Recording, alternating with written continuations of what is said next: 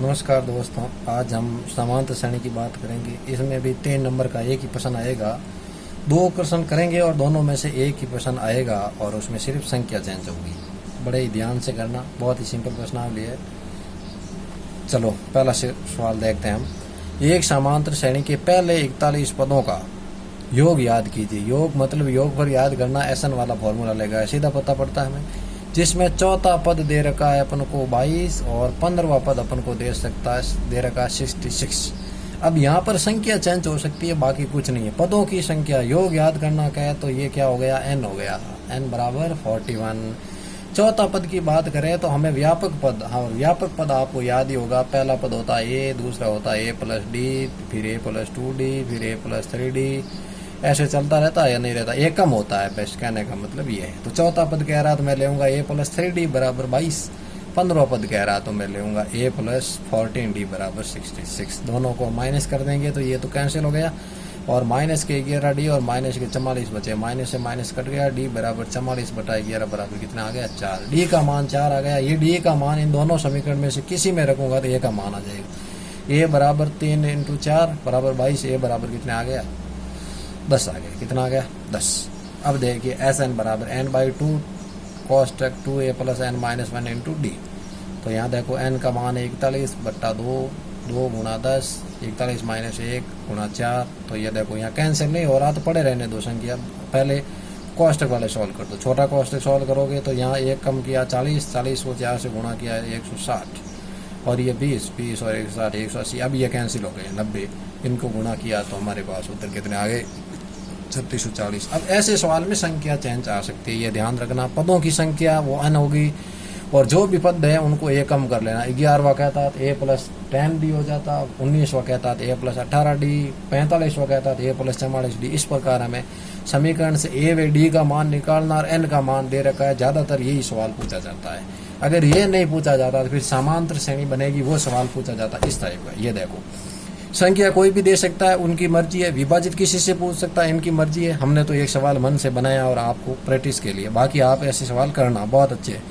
देखिए संख्या 1 से 1000, 1000 से कुछ, 200 से कुछ, 300 से कुछ, छोटी संख्या ही देंगे आपको, ज्यादा लंबी चौड़ी संख्या नहीं देंगे। ये ध्यान रखना। समांतर श्रेणी बनानी आनी चाहिए।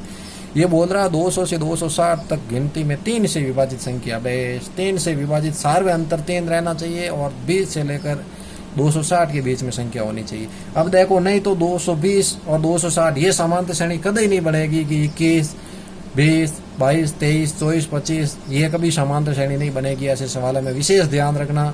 जिनसे विभाजित पूछा जाता है उनका भाग देकर देखो पहला पद कौन सा आएगा। देखो 20 में 3 का भाग नहीं जाता, छोड़ो। 21 में जाएगा तो पहला पद 21, फिर 3 जोड़ो 24, 27, 30। पूरी नहीं लिखनी है समांतर श्रेणी, इतना ही पद लिखो। अब देखो अंतिम समय में चलो, लास्ट पद क्या दे रखा है, 260। क्या 260 से 3 का भाग जाता है, पूरा पूरा नहीं जाता है। 59 में जाता है, पूरा पूरा नहीं जाता है। 258 में जाता है तो लास्ट पद क्या होगा, 258 होगा। an बराबर लास्ट पद क्या होता है, an। इनमें दोनों फॉर्मूले काम करेंगे। पहले छोटे वाला फॉर्मूला लगाना पदों की संख्या वाला और उसके बाद में योगफल वाला। तो देखो अब अपन के पास ये समांतर श्रेणी हमेशा ऐसे सवालों की बनेगी। जैसे यहाँ पर आ गया 21 तो पहला पद क्या हो गया, 21 और दूसरा पद अपन को निकालना, डी निकालना है तो 24 माइनस 21 बराबर 3। या यहाँ पर ये दे रखा विभाजित यही होता। कितना हो गया भाई, 3 हो गया। अब देखो an बराबर कितना है अपन के पास, लास्ट पद अपन के पास दे दिया 258। तो 258 यहाँ से n याद होगा कि नहीं होगा, n याद हो जाएगा तो an बराबर 258, a बराबर 21, n माइनस 1 इंटू डी का मान 3 है तो ये आ गया, ये गुणा हुआ 21, ये इनकी 3n माइनस 3। देखो अपन कंफ्यूज नहीं हो तो इस साइड में लेके आ जाओ। 258 माइनस 21 प्लस 3 तो यहाँ 21 निकले, 237 बचे, 3 जोड़े 240 हो गए। 3n बराबर कितना आ गया, 240 बटा 3 बराबर 80। ये ऐसे आ गए। अब देखो Sn बराबर n/2, 2a plus n minus 1 into D. तो देखो n का मान है 80, 2 गुणा 21, 80 माइनस 1 गुणा 3। देखो 80 में 2 का भाग गया, 40 आ गए। अब आ गया ये हो गया 1 दूना 42, इनको गुणा किया तो 237, इन दोनों को जोड़े 200 गुणा 80, इनको इनसे गुणा किया तो ये आ गया। ये 2 ही इम्पोर्टेंट सवाल है जो परीक्षा में संख्या चेंज करके हमें पूछा जाएगा। और इससे भी अगर मान लो कोई दूसरा सवाल बनने की संभावना है तो वो योगफल वाला है, जो आप सबको पता ही है। पहले n जो प्राकृत संख्या कह रहा है तो प्राकृत संख्या रखनी है अपन को। कोई भी सवाल आपको दे दे तो उसमें प्राकृत संख्या का मान रख के समांतर श्रेणी बनानी है। वो तो बहुत सिंपल हो जाता है, वो 3 नंबर के लायक का नहीं है। तो इन दोनों सवालों में से एक सवाल आपके बन के प्रश्न के आएगा, ये आप विशेष ध्यान रखना और अच्छी मेहनत करना इस प्रश्नावली में। अदरवाइज मान लो अगर किसी को ये सवाल समझ में नहीं आ रहा तो इनके तीनों फॉर्मूले आपको याद करना, समांतर श्रेणी का व्यापक रूप, एनवा पद और योगफल, ये तीनों फॉर्मूले लिखने पर भी आपको 1 नंबर प्राप्त होगा।